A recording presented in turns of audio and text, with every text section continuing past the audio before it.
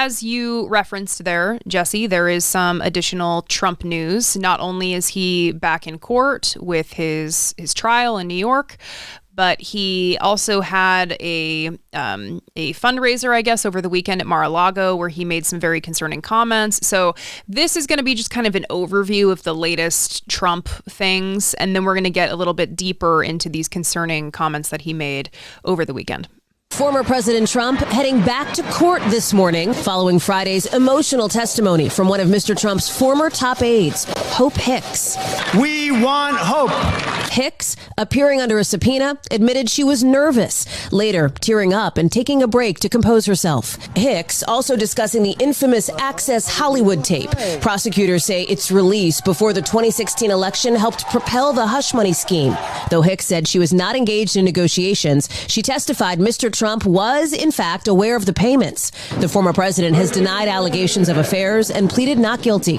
Mr. Trump Sunday making a stop at Miami's Formula One race with his own race for the White House in the spotlight. During a private meeting with GOP donors at his Mar-a-Lago estate Saturday, Mr. Trump comparing President Biden's administration to the Nazi secret police. According to audio obtained by NBC News, Mr. Trump accused Biden officials of running a Gestapo administration while venting about his legal troubles.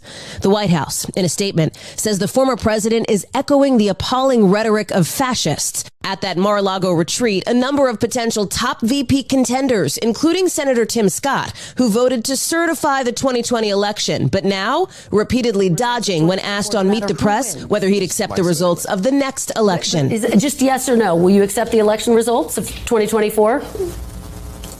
I look forward to President Trump being the 47th president. Kristen, you could ask him multiple times. Senator, just a yes or no answer. So the American people will make the decision. But I don't hear you committing for President Trump. That's clear. Now, it wasn't just Senator Scott making that trek to Mar-a-Lago. Some other potential vice presidential candidates included Senator Marco Rubio, Senator J.D. Vance, Congresswoman Elise Stefanik as well.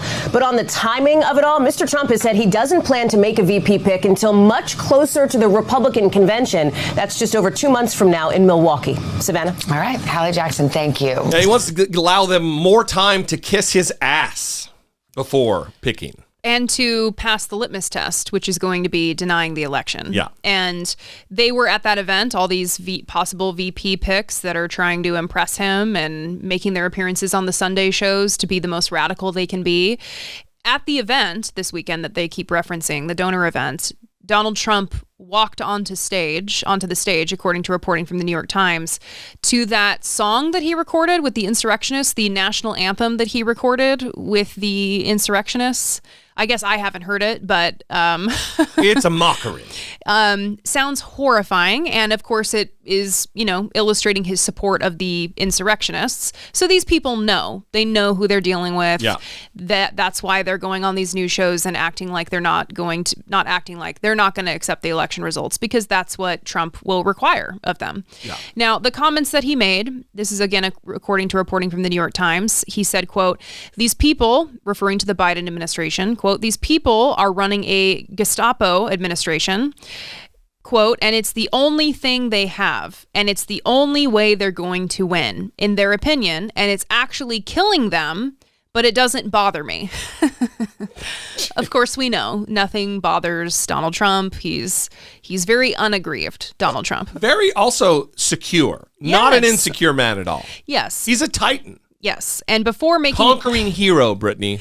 Yes. And before making this comparison again, according to reporting from the New York Times, Mr. Trump baselessly insisted that the various indictments against him and his allies in several states were being orchestrated by the Biden administration, which, let's just pause on the reporting aspect of this.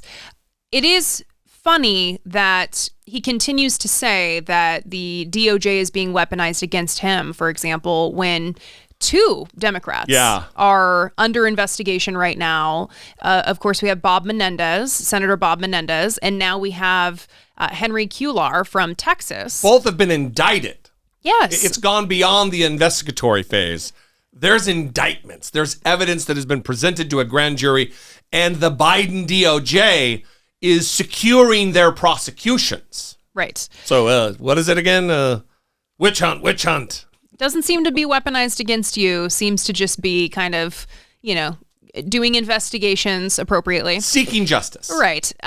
Continuing with this reporting from the New York Times, quote, he said that before his indictment, he was gentler on Mr. Biden, despite the outcome of the 2020 election. You have to respect the office of the presidency, Mr. Trump said. And I never talked to him like this. And Sleepy Joe, he's demented. He's hiding in the basement. Right. He can't remember. He doesn't know where he is. Shut the fuck up, Donald Trump. He then went on to say that Democrats use welfare to cheat in elections and said that he would need an attorney general with courage and mocked Bill Barr, who was his former attorney general, who has endorsed him. Right, just said he would vote for him, even though he knows how dangerous he is. And so this bit about welfare, this will be the last thing that we read from this quote. When you are a Democrat, you start off essentially at 40% because you have civil service, you have the unions, and you have welfare, Mr. Trump said on Saturday. And don't underestimate welfare. They get welfare to vote, and then they cheat on top of that. They cheat. Stranglehold on facts and reality, Brittany Page. Yes. Well, he also got held in contempt again for a 10th time today by Judge Juan Merchan. And it's something I want to ask you about, Brittany. I'm a little bothered that, well, let me just read this from the punishment and order section of this 5-page order. We'll link in the show notes. It says, however, they say, well, your defendant will now face a fine of $1,000 for the one misstep in the held in contempt.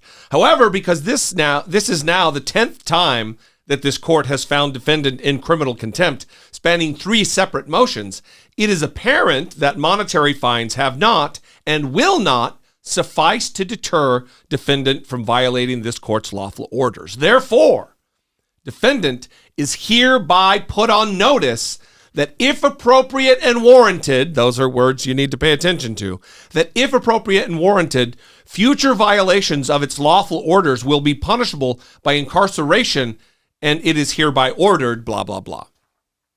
So my question is, do you think he's actually prepared to go through with that? And what would jail look like for Donald Trump? Would it be an overnight? Would it be a few hours in a cell? And also, if he's not really actually prepared to do so, don't fucking say it. Yeah, it's pretty disappointing, and I think he's obviously getting special treatment. You know, I think about the years that I spent working in a treatment court, in a DUI drug court, and jail sanctions are part of the treatment program. And there are other types of sanctions. It's not as though every time you do something wrong, you get a jail sanction. There can be other types of things that you can do, write an essay, you know, various things. But there would be no circumstance in which someone has failed to do something appropriately 10 times and would avoid getting a jail sanction. That just does not happen for people who are not Donald Trump. And brazen disrespect for the court. Yeah, it's unbelievable. And so he is getting special treatment. There would be no other person that would be afforded these privileges to be able to disrespect the court this many times and to not have consequences for that. And it's only because he's wealthy. It's only because he has power. And everyone should be enraged by that, because that's the point of justice, of the law, right? It doesn't matter if you have power. It doesn't matter if you have money. You're supposed to be equal. Yeah, absolutely. So it's absolutely enraging, but I don't know what jail would look like, because the Secret Service has to be there with him. It's not like there's actually going to be a threat. You know, I think when you use jail sanctions in some of these, you know, programs or whatever we're talking about, there is an element to go into this place, see how terrible it is. Yeah, how dangerous it is. Right, be in this terrible environment, and that's supposed to be a deterrent. Oh, I don't want to go back there. It was terrible. It was dirty. It was scary. It was, he's not really going to have an actual jail experience. I mean, I think he will act like he did when he comes out. He acts like a cold courtroom is jail. Right. He's like, I'm freezing. Bring a jacket then. Jesus. Right? Bring a jacket. Get that guy a Donald Trump branded Snuggie or something. Yeah, put a Snuggie on. That would be perfect. I can just see the AI art coming out right now. Donald Trump in a Trump branded Snuggie. Oh, God. Yeah.